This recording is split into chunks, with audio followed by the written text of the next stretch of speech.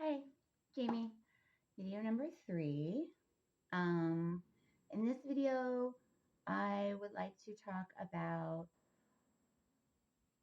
something that happened in the very beginning, before the courts, before everything.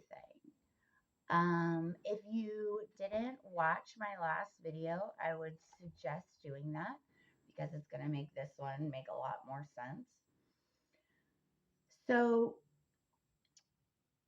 back in 2019, I had to sell a home that I owned that Jennifer, my biological mother, and her boyfriend lived in, which technically, when I went to sell the home and it was listed, she was not living there. I didn't mention that in the last one.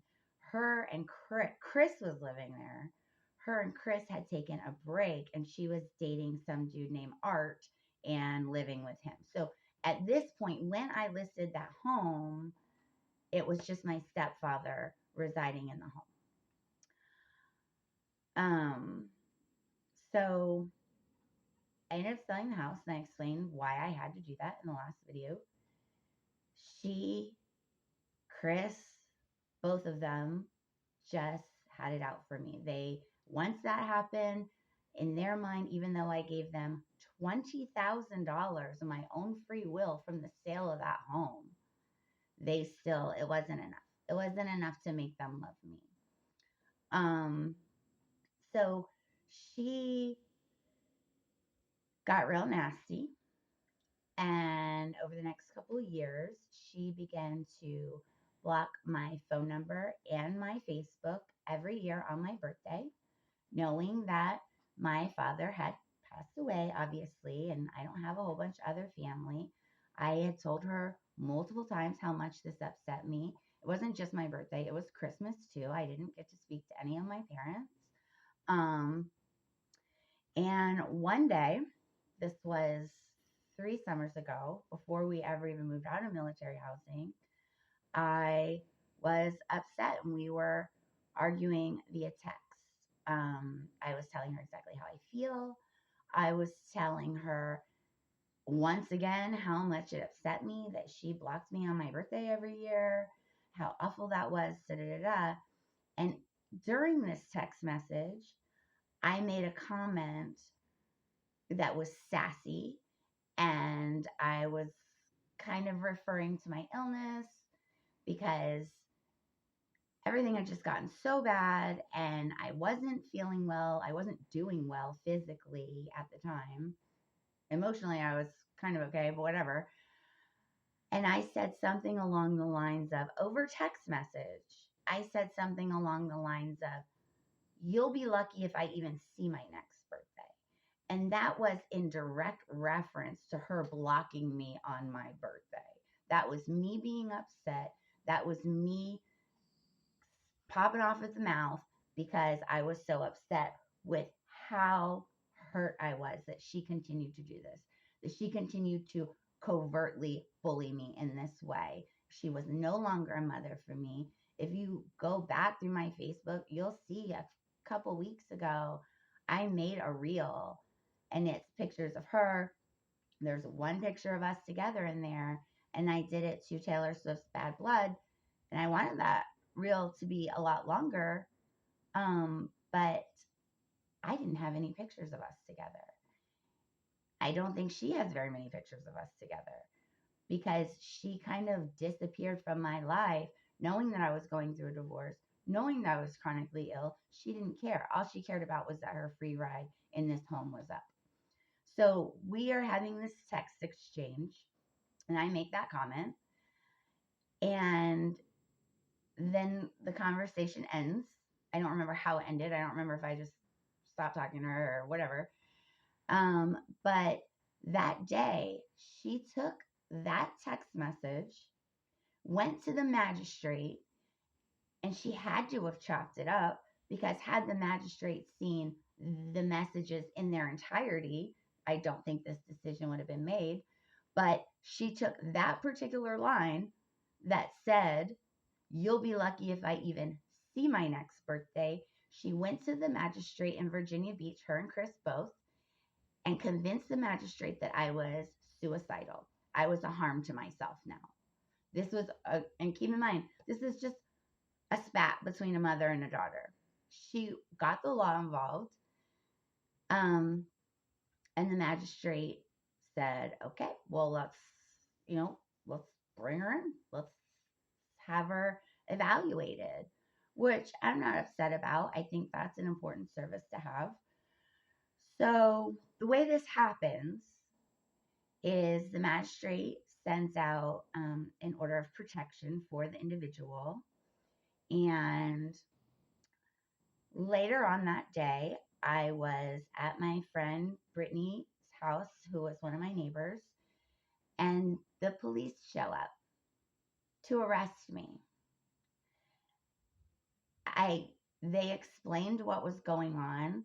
Of course I was shocked. Of course I was confused. I didn't resist them because I knew that this wasn't their doing. They were just doing their job, you know. It took me a minute to figure out to kind of gather myself and figure out, okay, what's going on. So the police find me, hunt me down at my neighbor's house, put me in handcuffs in front of my daughter, take me in. You know, I did not resist them, which, I mean, why would you? I don't understand why people ever try to resist the police. I mean, that's a bad idea, guys. Don't do that. They are trained to take your ass down, okay? These people is their job to take down hardened criminals. And even if you were stronger than them, they're armed. Like this is not going to end up good for you. You're not going to win that fight. So I was cooperative, of course. I was put in handcuffs. As they're walking me out to the cop car, I see Jennifer and Chris pull up and see me in handcuffs. They pull up to grab my daughter because they knew what was happening. They knew that I was being taken into custody the entire time. And they knew that somebody was going to have to take Ramona. So they're there. I look up, I see the van. I see my mom pretending to cry because I'm in handcuffs, even though it was clearly fake, obviously, because she was the reason that this was happening. Now, for someone who doesn't have a background in psychology or psychiatric care, this would be very traumatizing. This would be scary. And for me, I don't know that I was afraid. I think I was just confused because, I mean, it was a slippery slope type of situation. It was like we were just having a text argument between mother and daughter, and all of a sudden I'm in handcuffs. So put me in handcuffs. I see Jennifer pull up with her big crocodile tears. Like, oh, my baby needs help. And I didn't need any help. I was fine. And she picked up Ramona. And this was the first instance that I saw for myself, not the last, but the first instance that I saw for myself, my child being groomed. Because I have taught my children to trust the police. I have taught my children that if you're in trouble, go find a police officer, find a firefighter, find somebody you can trust. So in my little girl, her 10-year-old brain, she sees mommy being put into a police car, and automatically she's going to think that I did something wrong, that I deserved that, because that's how I raised my children. Why would she even question it, you know? And then, of course, she sees Jennifer crying. I don't even know what Jennifer said to her. So I go, when that happens, they take you to, well, here in Virginia Beach, they're going to take you to Beach General first. And then you will talk to someone. For me, it was on a screen that's over at Beach Psych. That's a doctor at Beach Psych. Because, you know, magistrate does have a certain amount of power, but usually they're not just going to throw you in if you're not sick. There was ample abuse of our mental health care system during what was done to me. So I go, they bring me, and when that happens, the officer who brings you in stays with you until you go to beach psych, which makes sense because, they're not just going to, if you are unstable and dangerous, they're not just going to drop you off at Beach General and be like, okay, good luck, psych nurses. Like, that wouldn't be safe at all. So he stayed with me. There were other people there. When you get there, they change you into clothes. They take all your belongings. So even if I wanted to call somebody, I wouldn't have been able to. I hung out there for 3 or 4 hours. I walked around and mingled with the other officers who were there, with other people and my officer. I talked to the staff. I made the best of it. The only reason that I wasn't afraid is because I know how the psychiatric system works. And I knew that this would be cleared up. I knew that they would not institutionalize me for no reason. I already knew that. So the time comes for me to talk to the doctor at Beach Psych. He is amazing. I can't say enough about the due diligence of the psychiatric care that was provided for me, because he could have, that doctor had he could have just said, yeah, she's sick, bring her in, let's drug her up, whatever. But he didn't. He listened to me, and I thought, that's really amazing. The police who got me were very respectful. There was no problems. They were just doing their job. He talked to me for about an hour, kind of explained everything to him. He asked me tons of questions, did a really thorough psychological exam, which I was impressed with as someone who works in mental health. I thought, wow, that's pretty cool. And he agreed that I had clearly been set up, sent me home. I got my clothes back, got my stuff back. And the officer who brought me there actually took me home. So that was nice. And then I didn't see Ramona until the next day. After that, Jennifer and Chris kept Deacon from me for 2 months. And the only reason they were allowed to do that is because Deacon's father allowed it, even though Deacon's father hasn't really been in Deacon's life ever. Whatever. That's a different can of worms. My biggest regret in this situation is that I didn't sit down with Ramona the next day and explain to her what happened. And the reason that I didn't do that is because I thought, okay, well, they've made their point. Maybe Jennifer's done bullying me. Maybe they've got their fix of spite and some kind of retribution, whatever. Maybe they'll be done. Had I known then that this was going to keep going for a couple years and my children were going to be brought into this in the way that they have been, I would have told Mona. And baby, if you're watching this, I am so sorry. I thought I was protecting you.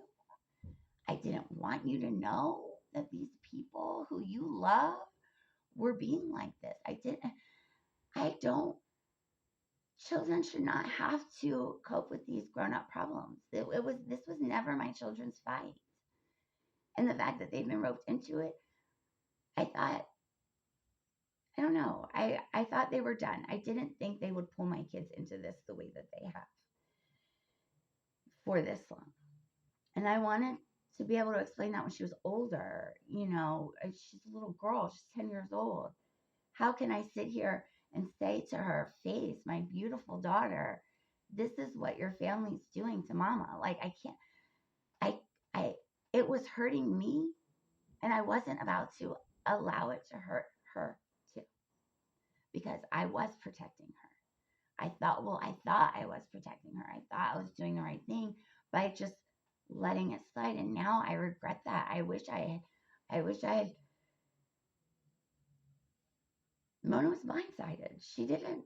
These are people that I have raised her to trust, because I trusted them at one point, and I never thought that no matter how angry they were with me, they would do this to her or Deacon or any of. I didn't think they would stoop so low. And that's on me. I was naive.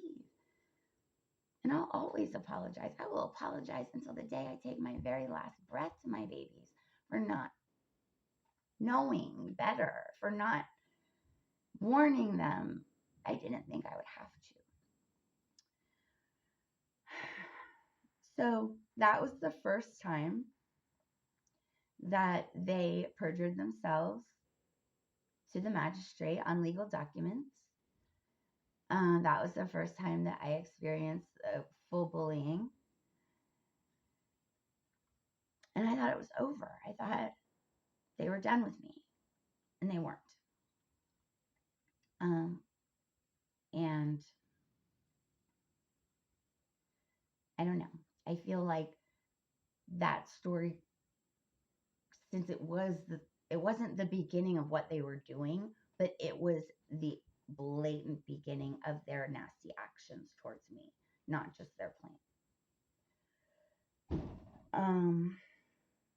Once again, I want to thank everybody. I just did the last video just a minute ago, and I'm waiting for this silly phone to do whatever it does. Save it.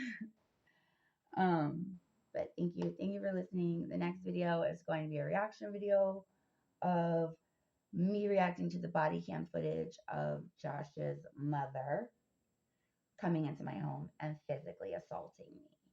And what I have the body cam footage from, I had to call law enforcement to get her removed. And I have both body cam footages of them talking to me and them talking to her. So you're going to see her live to the officer. And he calls her out on it. So it's kind of entertaining. But that's going to be the next one. I'm working on it. Thank you guys.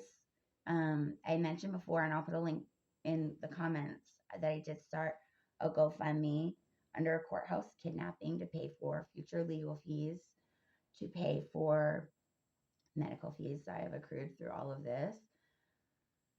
I just want to say thank you. I appreciate you. Thank you for your time. I'm trying to keep this short. I hate unloading all of this bullshit on the world. It's safer inside of me. I've already dealt with it. I'm good. I'm okay. I'm mentally strong. I hate making my problems other people's problems. And I've waited. It's been almost 2 years since I've seen my babies. I haven't done anything wrong. So I'm kind of, this is how it's got to be. But thank you. If you can donate to the GoFundMe, that would be amazing. It would take a little bit of weight off me right now. I'm not expecting anyone to. I know that we are in crazy financial times right now. I know that shit is expensive and ridiculous. But I appreciate everybody's support. I appreciate everybody's attention. And I will try to work on the next video as soon as I can. This is taking a lot of bravery for me because I'm not used to this. So thank you again. Pray for me. Whoever you pray to, pray for my babies. I have confidence we'll get through this. I have confidence we will come out stronger. It is still happening in real time right now. But I just want to say thank you to everyone who's paid attention. And there's the information that I've released so far are drops in the ocean.